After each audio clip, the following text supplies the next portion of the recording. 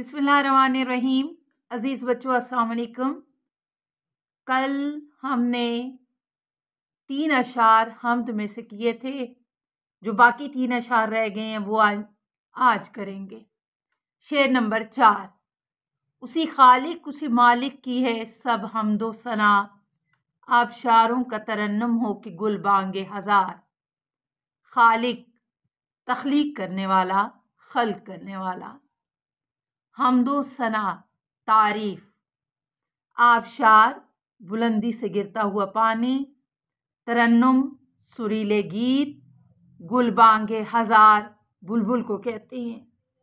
जब हम अपने इन अशार का मफहूम देखते हैं तो मफहूम ये बनता है कि हर चीज़ खालिक मालिक की हम्दो सना कर रही है या करती है, चाहे वो आबशारों का तरन्नुम हो या गुलबांगे हजार के सुरीले गीत हों।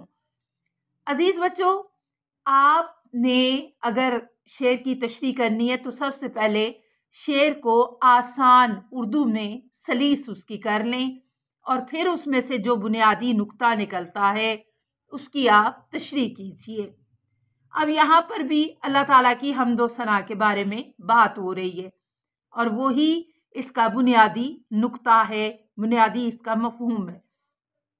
क्योंकि अजीज बच्चों, आप जानते हैं कि नज़्म एक ही मौजू पर लिखी जाती है और उसके तमाम अशार एक ही मौजू पर चल रहे होते हैं। तो हम सारी की सारी परवरदिगार आलम की तारीफ के बारे में हैं। जब आप इसकी तशरीह करेंगे तो उसमें सूरह बनी इसराइल की आयत नंबर 44 का हवाला दीजिएगा। सूरह रहमान की फ़बी आलाए रब्बिकुमा तुकज़्ज़िबान उसका हवाला दें।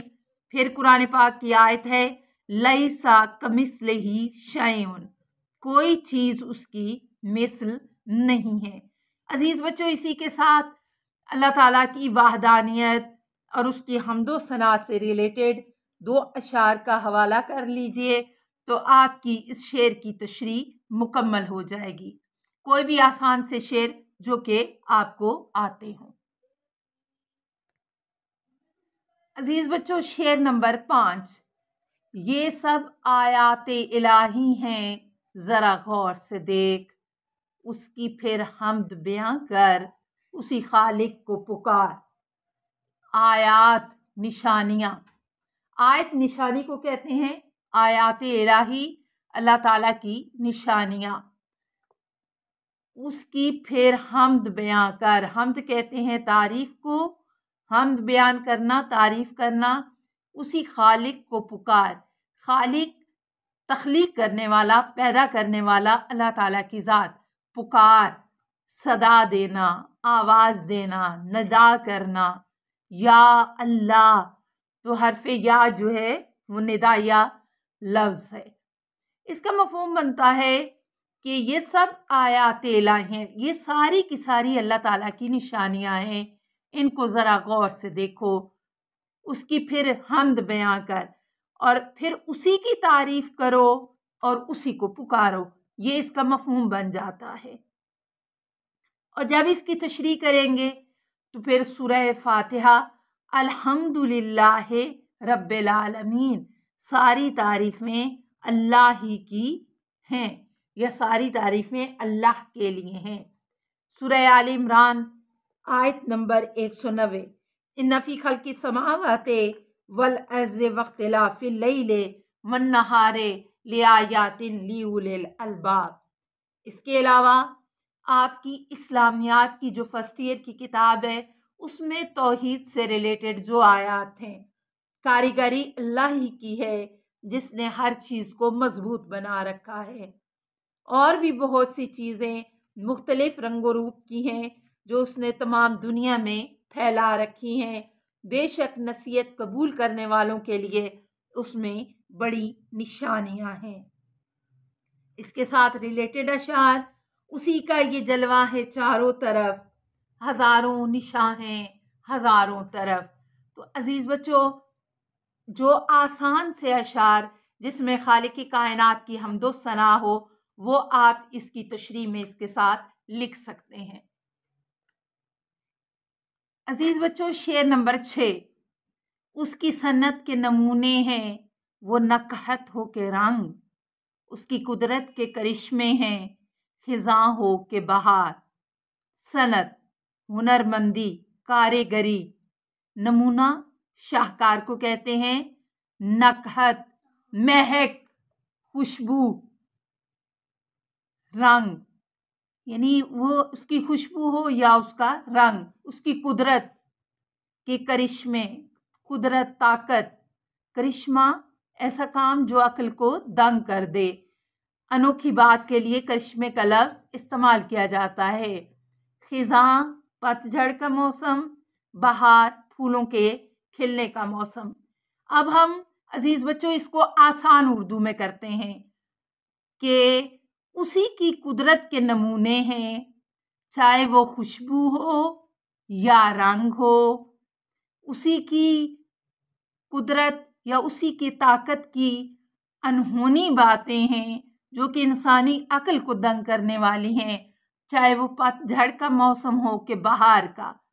जब हम इसको आसान उर्दू में देते हैं तो एक तरतीब के साथ आता है कि फूलों की खुशबू, रंग, बहार, खिजां अल्लाह ताला की कुदरत के नमूने हैं।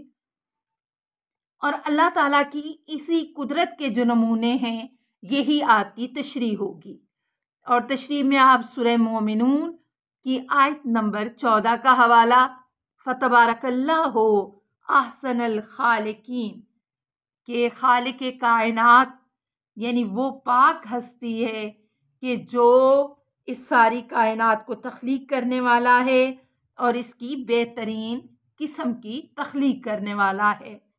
और फिर आप इसके साथ हवाला दे सकते हैं कि वही अल्लाह है जो जिंदा करता है और मारता है और रात और दिन के रद्दो बदल पर कादर है, यानी कुदरत रखने वाला है। और इसी के साथ फिर आप अशार का हवाला देंगे कि सब है उसी के हुक्म से, दिन हो कि रात हो, शाम खिजां उसी की है, सुबह बहार भी। अजीज बच्चों, आप पूरी नज्म को मद्देनजर रखिए कि फिक्रो दानिश की है महराज खुदा का इकरार, यही वजदान की आवाज़ है फितरत की पुकार। यहाँ शायर माहिदुल कादरी ने हम्द में अल्लाह ताला की तारीफ़ व तौसीफ़ को बयान किया और अल्लाह की वहदानियत और रबूबियत के इकरार को इंसान के ज़मीर की आवाज़, उसके फितरत की पुकार, उसके वजदान की पुकार कहा है कि कायनात का ज़रा ज़रा और पत्ता पत्ता अल्लाह ताला की शहादत दे रहा है, उसकी गवाही दे रहा है। तो कायनात का जो ज़रा ज़रा है वो उसकी शहादत पर मुतय्यन है। और जहान का रंगो बू अगर उसका कोई खालिक और मालिक है, रंग और बू ये नक्शो निगार के हवाले से, तो वो सारे का सारा जो निज़ाम है उसका मालिक सिर्फ अल्लाह है। और उसी की ये निशानियां हैं और उसी के हुस्ने इंतज़ाम से ये सारी कायनात चल रही। यही अज़ल से अबद तक ये कायनात ऐसे ही चलती रहेगी। अजीज बच्चों, आपने ये मैंने आपको बताया इसका मरकज़ी ख्याल, यानी मरकज़ी ख्याल के लिए ज़रूरी है आप नज़्म को अपने सामने रखें और उसमें से तमाम अल्फाज को जोड़ते हुए उसका मरकज़ी ख्याल सामने लेके आएं और उसको तरतीब दें ताकि मैक्सिमम 2.5 से 3 लाइनों की या ज़्यादा से ज़्यादा 4 लाइनों में आपका मरकज़ी ख्याल सामने आ जाए और उस नज़्म की जो मेन पॉइंट्स हैं, उसकी जो थीम है वो सारी की सारी आपको पता चल जाए। अजीज़ बच्चों, मुझे उम्मीद है कि मेरी ये काविश आपके लिए बहुत अच्छी साबित होगी और आप यहाँ से तशरीह करना और किसी भी नज़्म का आसानी से मरकज़ी ख्याल निकालने के काबिल हो जाएंगे।